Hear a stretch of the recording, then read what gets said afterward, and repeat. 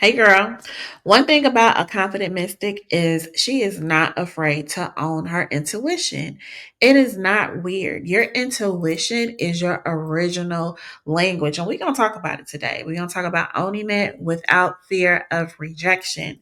Welcome back to my channel. If you are new here, welcome. I'm Zokai, the modern day priestess. And I want you to get your notes because I have mine, okay, while we get into this. So, this rejection fear that we have surrounding our intuition and a lot of our spiritual gifts, our other spiritual gifts that we have it because of cultural conditioning, past life memories, and that ancestral persecution that we have in our memory cells. So we know that displaying any spiritual gift outside of the Christian context or whatever the other normal religions are, it's condemned.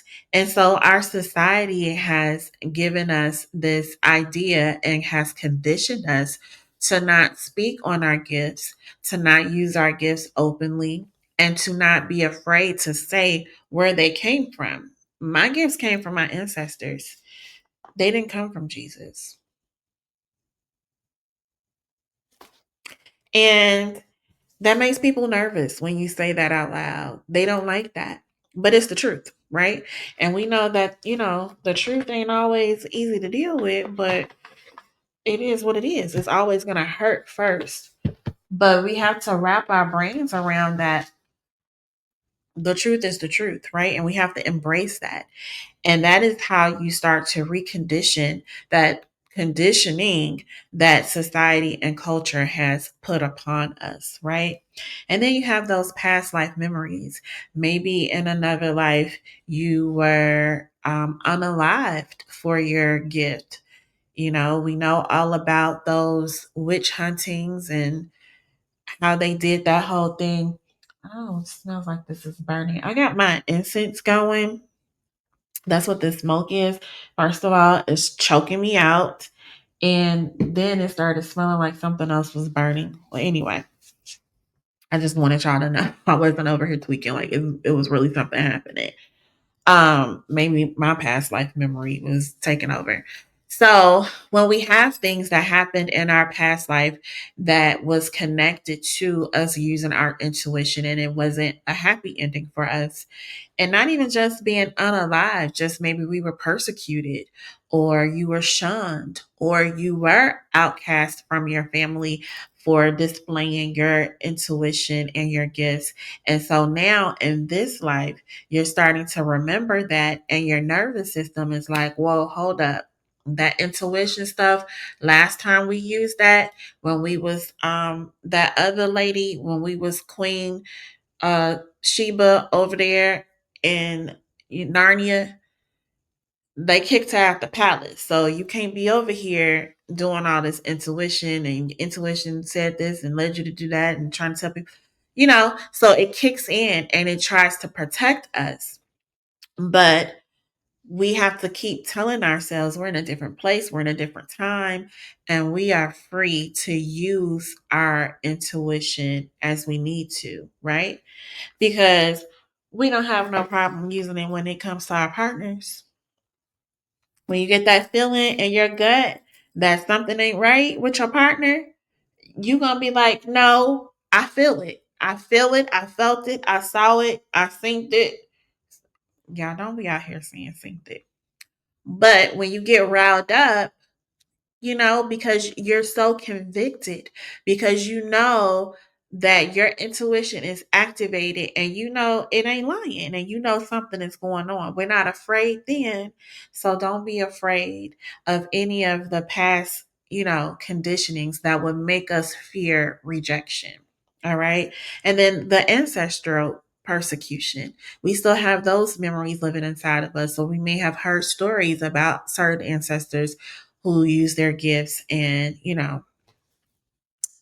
things happened. So some signs that you are hiding your gift. I don't don't even know that I even really need to speak on this because y'all know what y'all be out there doing, hiding them gifts. You know what you're doing. You know that you be downplaying your ability.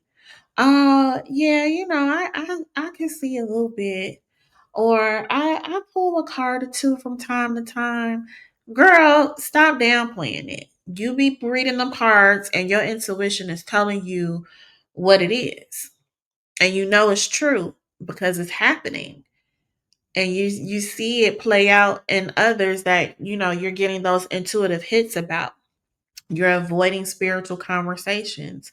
When people start talking in spiritual terms, you tap out and you're just sitting there and you're hearing and your intuition is poking you like, do, do, do, do, do, say something. And you like, nope, I'm not going to say that. They're going to look at me like I'm crazy. Or you start using coded language. Have you ever seen somebody do that? It's really, really funny. And they'll say things like, not to be weird, but I feel like this might mean, two stars in the sky for the sun. And everybody like, what the hell are you talking about? You should be afraid of doing coded language just off the strength that you are now officially weird as hell. And we're all going to be judging you if you start speaking like that. So those are some signs, if you catch yourself doing any of those things or any other things where you're hiding it, stop. Don't hide it. Now, there is time and place for everything. Let me be clear and say that. If you're out in the store and you're getting an intuitive hit about somebody, do not walk up to them like, my spirit said, or this spirit wanted me to tell you, back up. Okay? Don't be in people's energetic fields uninvited. That's not cool. It's not consensual. Don't do that. Okay? But if you are very convicted and you're hearing it's an important message and they need to know, just follow proper protocol and etiquette. Ask them first if you've been given license to even speak in that way. Now, let's get into some steps to actually own your gifts and your intuitiveness, right? So, one way is to practice in safe spaces. You can come over to House of Zokai and you can practice over there. There's the QR code to scan it. I create an environment for you to practice. But seriously, in a safe space where, you know, you won't have to worry about invading someone's energetic field or, things like that. You can speak your truth to those that you trust. So if you're talking to your good girlfriend, your good Judy, and you like, listen, this is what I'm getting, this is what's happening. And you know that it will be received well, or even if it's not received well, it's all good because your relationship is solid like that. And then you can just anchor in the fact that your gifts are more needed now than we've ever need them before. Think about the state of the world that we live in right now. And if you're watching this 50, 70 years down the road in 20, 30, whatever, you probably really, really need it then. I hope not. I hope our generation of children change the world and make the difference and make it a better place for you and for me, like the song, whatever the song say. But right now, we need those gifts. We need to go back and really listen to, tune in, tap in to what our ancestors are giving us. They are coming back with a vengeance. They are coming back stronger and louder than ever because we got to get in order. Whatever is going on, whatever is going to happen, we need to be prepared. And it's the people with the gifts that have to prepare the people without the gifts or whose gift isn't as strong as ours, right? Because some people believe that everybody has gifts. Um, so some stronger than the other. Whatever your assignment is, your spiritual assignment, it's time for you to get on it. We need it, right? The world is the world. Y'all know what the world out here doing. I don't have to tell y'all that. Um, I was actually afraid to use my gift outside of the church, that space. Because when I was still in the church, I was considered a prophetess, right? And so they programmed me to believe that it was cool over there to do, but it wasn't cool to do outside of the narrative of the Lord said, and outside of, if you're charging for it, why are you charging for your gift? Why would I not? That the Bible literally says your gift will make room for you. Anyway, don't get me started. We're not having Bible class. We talking about intuitive and gifts and stuff. But so I was afraid to do it outside of that context. I didn't know how to, and I really didn't want to. Now, I had somebody who at the time I thought was cool. Turned out he was not so cool. But this was a very cool thing that he did. And this probably was his sole purpose in my life. He pushed me to really use my gifts and be okay with it and to claim them publicly.